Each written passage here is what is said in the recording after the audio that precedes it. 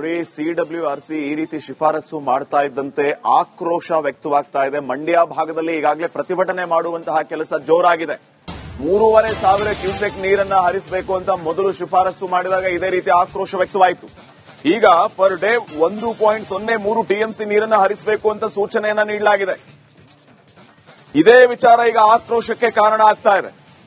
3,500 cusec ನೀರಿಂದ 1 TMC ನೀರನ್ನ ಹರಿಸಬೇಕು ಒಂದು ದಿನಕ್ಕೆ. ಅಂದ್ರೆ ನೀವು TMC ಲೆಕ್ಕವನ್ನ ಹಾಕಿದಾಗ 11,574 ಕ್ಯೂಸೆಕ್ ಆಗುತ್ತೆ. ಇದು ಸ್ಪ್ಯಾನ್ ಆಫ್ 24 hours.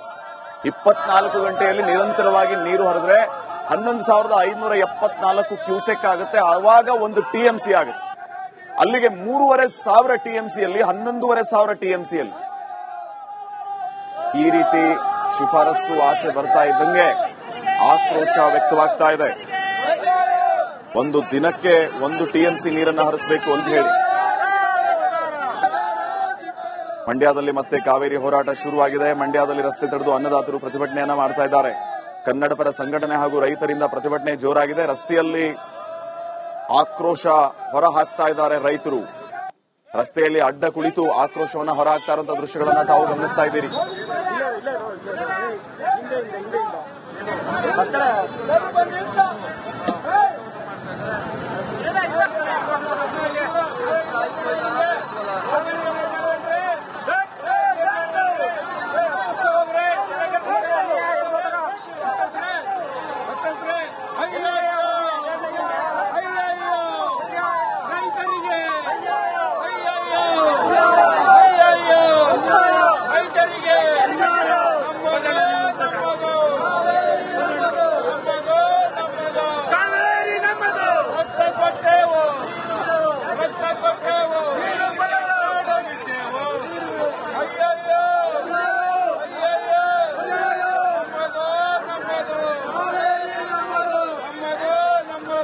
ಏನು ಇವತ್ತು ಕಾವೇರಿ ಕೊಳದಲ್ಲಿ ಜೂನ್ ಜುಲೈನಲ್ಲಿ ಮಳೆ ಆಗ್ಬೇಕಾಯ್ತು. ಇವತ್ತೇನು ಆಗಸ್ಟ್ ತಿಂಗಳಲ್ಲಿ ಒಂಚೂರು ಮಳೆ ಆಗ್ಲಾಗಿ ಇಲ್ಲಿ ಜನ ಜಾನುವಾರುಗಳಿಗೆ ನೀರಾಗುತ್ತೆ ಅಂತ ತಿಳ್ಕೊಂಡಿದ್ವಿ. ಆದ್ರೆ ಪ್ರಾಧಿಕಾರ ಒಂದು ಕಣ್ಣು ಬೆಣ್ಣೆ ಒಂದು ಕಣ್ಣು ಸುಣ್ಣ ಮಾಡ್ತಾ ಇರತಕ್ಕಂಥದ್ದು. ನಮ್ಮ ರಾಜ್ಯದ ಚುನಾಯಿತ ಪ್ರತಿನಿಧಿಗಳು ಏನ್ ಮಾಡ್ತಾ ಇದ್ದೀರಿ? ನಿಮ್ಮ ಕರ್ತವ್ಯ ಅಲ್ವೇ? ಈ ಕಾವೇರಿ ಕೊಳದ ನೀರನ್ನ ಉಳಿಸಬೇಕು ಅಂತಕ್ಕಂಥದ್ದು ನಿಮ್ ಜವಾಬ್ದಾರಿ. ನೀವೆಲ್ಲರೂ ಒಗ್ಗಟ್ಟಾಗಿ ನಿಂತು ನಮ್ಮ ನೀರನ್ನ ಉಳಿಸಲಿಕ್ಕೆ ಪ್ರಯತ್ನ ಪಡಬೇಕು. 1924ರಿಂದ ಇವತ್ತಿನವರೆಗೂ 26 ಇದ್ರೂ ಕೂಡ ಈ ಜೀವಂತವಾಗಿ ಇಟ್ಕೊಂಡು ಬಂದಿರಿ.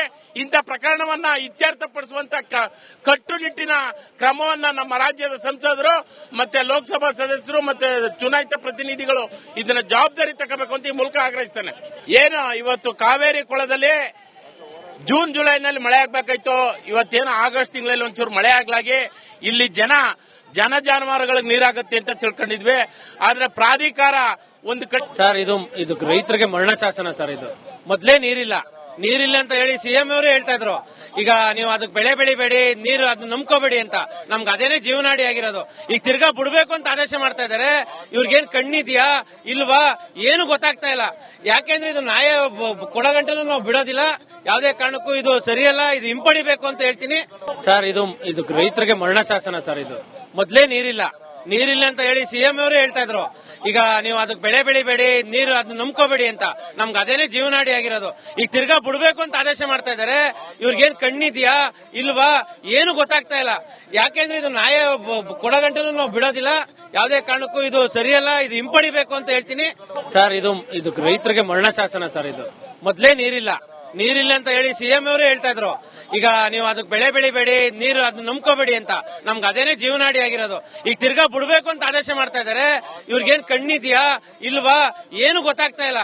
ಯಾಕೆಂದ್ರೆ ಇದು ನ್ಯಾಯ ಕೊಡಗಂಟನೂ ನಾವು ಬಿಡೋದಿಲ್ಲ. ಯಾವುದೇ ಕಾರಣಕ್ಕೂ ಇದು ಸರಿಯಲ್ಲ. ಇದು ಹಿಂಪಡಿಬೇಕು ಅಂತ ಹೇಳ್ತೀನಿ ಸರ್. ಇದು ರೈತರಿಗೆ ಮರಣ ಶಾಸನ ಸರ್. ಇದು ಮೊದಲೇ ನೀರಿಲ್ಲ ಅಂತ ಹೇಳಿ ಸಿಎಂ ಅವರು ಹೇಳ್ತಾ ಇದ್ರು. ಈಗ ನೀವು ಅದಕ್ಕೆ ಬೆಳೆ ಬೆಳಿಬೇಡಿ.